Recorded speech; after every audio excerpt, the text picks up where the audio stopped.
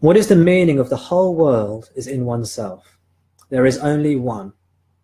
Turiya is the real state, not the waking state, dream state, and not the sleeping state. Is it possible to keep this in our active lives? What is the meaning of the whole world is in oneself? There is only one.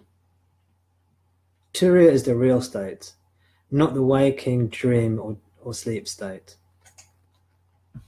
These are powerful pointings here. These are powerful pointings. Notice I use the word pointings rather than truths. My view is that these teachings are not teaching us some kind of truth of reality in the same way that maybe it's not trying to describe the physical universe, but it's trying to point something out about our experience. That there's this essence of our everyday, ordinary experience that's unchanged. That's there, untouched. No matter what state you're in, whether you're awake in the waking states, whether you're dreaming in the dream states, or whether you're in deep sleep in the deep sleep states, there's this essence that's always here. It's a pointer.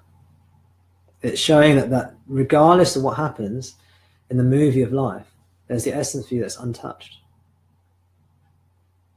Now, there'll be some of you listening that know exactly what I'm talking about. You would have experienced that. You would have felt that. You understand that. And there'll be some of you who don't get that, who are like, well, I've heard those words, but I don't get it at all. I don't understand what that points to. I don't have a sense of that. It's really useful to be pointing this out directly. If you've listened to, I think there are loads of videos on YouTube that try and point this stuff out. So try and listen to them. If you're still not getting it, then maybe arrange a one-to-one with me or something, and we can try and get there together. Another way is to really relax, this is where sattva guna, this peaceful energy, becomes very important, because through becoming more peaceful, through reducing the number of thoughts, it's much easier to palpably see this. Let me see that question again. Let me just click on that. Turiya is the real state. The word real in Sanskrit is the word sat, S-A-T. Sat, real. Real means that which does not change. The Indian or the Vedic concept of real isn't the same as our everyday concept of real. It's not the same as the way we'd use the word real in English, or the way we would use that concept in the West. When these texts are talking about what is real, they're talking about that which is everlastingly stable, that which is a firm foundation for happiness and enlightenment. That is the reality they're talking about. So if something changes, they would say that's not real, meaning it doesn't last. Not that it doesn't exist. The fact that they're saying that things are unreal, I mean, if you're saying something is unreal, that means you must perceive it, right? Because you couldn't say something's unreal unless you're perceiving it in some way. So they'll say all the phenomena, all the experiences, the dream state, the sleep state, the waking state, they're unreal because they come and go. The fact that they've mentioned they come and go means they're perceived. So when they say they're not real, they're not saying they're not perceived. They're not saying they don't exist. They're just saying they're not permanent. So Turiya, which is the essence of who we are, is the reality, the supreme reality, meaning the supreme foundation, which is always there for us. It's the rock. It's the solid foundation. It's the firm footing. It's that which we can always rely on as being pure and whole and complete. And that's called Turiya. Turiya literally means the fourth, meaning it's not one of the three states of experience or states of existence, which is the waking, dream, and deep sleep states. There are different ways of interpreting these teachings, and there are different ways of applying these teachings as well. But essentially, if you haven't quite understood the teaching, quieten your mind, practice stillness and silence if you can. Quieten your mind, remove your thoughts, let your thoughts just disappear away, And notice there's always that which knows everything. Whatever is experienced is known by something. And that is the unchanging essence, that is Turiya. Now there's the two kinds of concepts or expositions of Turiya. First is the experiential concept, which is that when you completely silence the mind and there are no thoughts and there are no phenomena being experienced, it's kind of a samadhi, and it's called a nirvikalpa samadhi, which is when you're basically awake, you're aware, but there's no content of that awareness. Then it's a very unusual experience, and it's a very special experience, because all there is you can't really put it into words, but all there is pure experience, pure consciousness, you could say. And it's an artificial state. It's a temporary state. It might last for a good amount of time if you're proficient in practicing it, but it ultimately ends, like all states of mind, like all subtle objects, they come and go. But this is the experience of Turiya.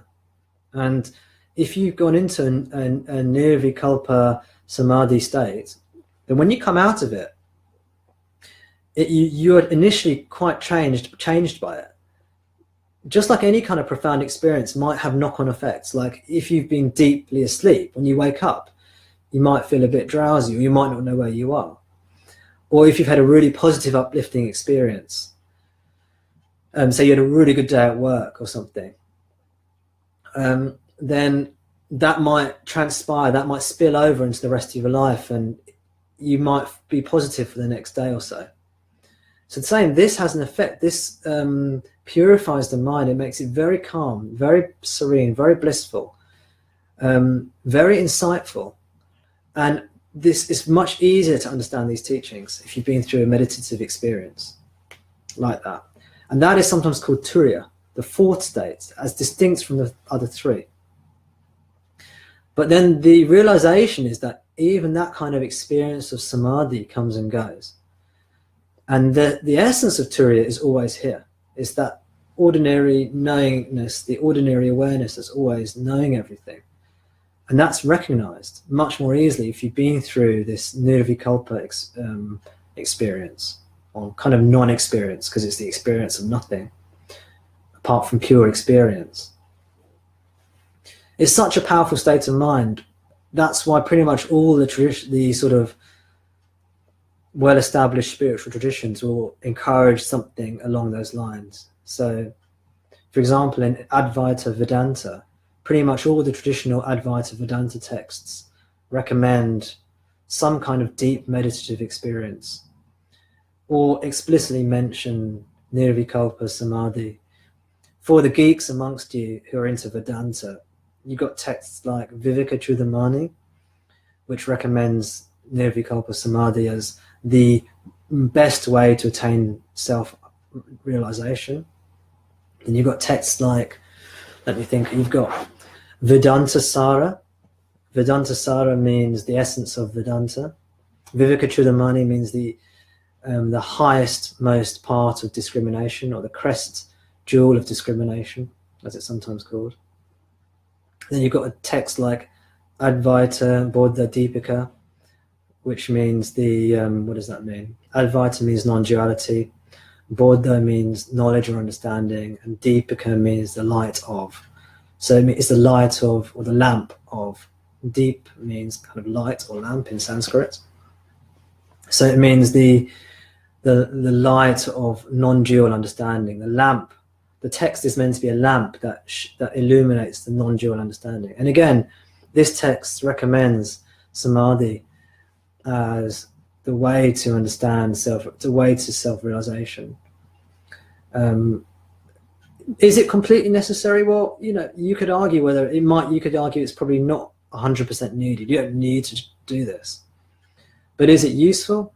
Definitely. It's really useful to sort of be able to attain these states of consciousness, because it creates the conditions in which realization is easier or more likely to happen. Is it necessary? Well, it might not be necessary for you. But in the Buddhist teachings as well, you've got the absorptive states. What are they called? They're called jhanas, I think. They're called the jhanas in Pali. And you've got the 8 jhanas, and the latter jhanas, I think from memory, like jhanas 6, 7, and 8 are kind of equivalent to a nirvikalpa type samadhi, or there are various ways of classifying it. Again, in the yoga terminology, again, in Patanjali's Yoga Sutras, they recommend samadhi as the way as well. And you get this recurring everywhere. Be still and know that I am God. That's kind of like a samadhi. If you read the New Testament, you'll read passages of how Jesus used to go up into the mountains for hours at a time in prayer. He was praying in the mountains alone for hours at a time. I mean, to me, he was probably in meditation. So whether you believe in Jesus or not is not the point. The point is that these themes, it's not the point regarding this particular teaching that I'm sharing. Anyway, it might be important to you. But the themes of having a quiet mind, it's not 100% necessary probably, but it's bloody useful.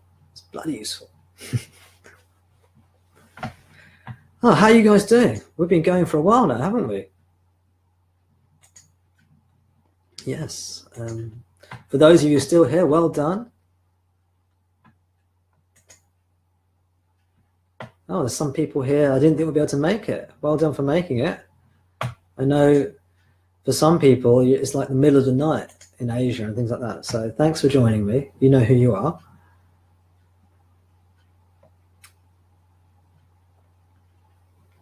What is the same? Okay, I'll move on to another question. Thomas Martin has asked, what do teachers mean when they say all phenomena is seen? Well, it just means that when the definition of the word phenomena is that which is seen. So that's it, really. Anything you experience is experienced. Now, another way of saying that is everything that's experienced is seen.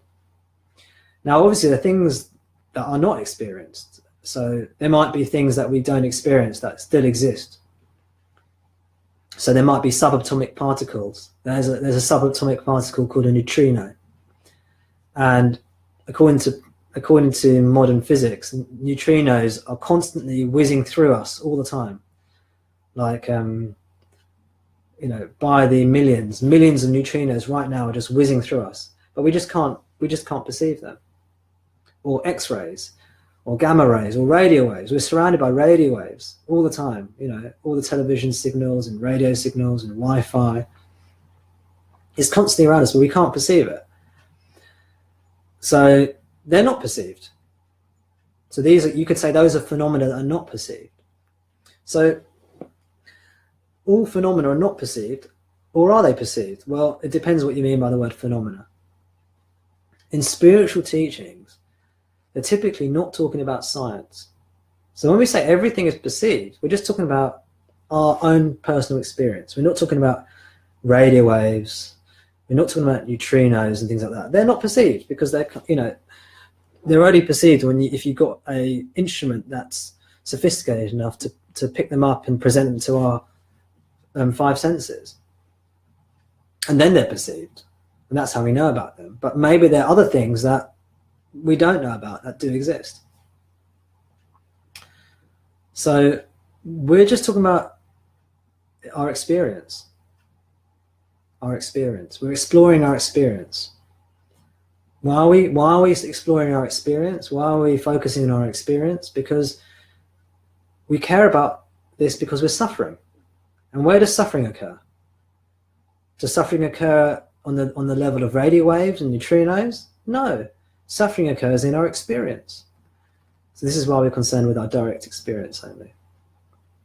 So these teachings, in the way I see it, are just talking about our experience. They're not talking about physics. They're not talking about science. So all phenomena are known means whatever you experience is known to you.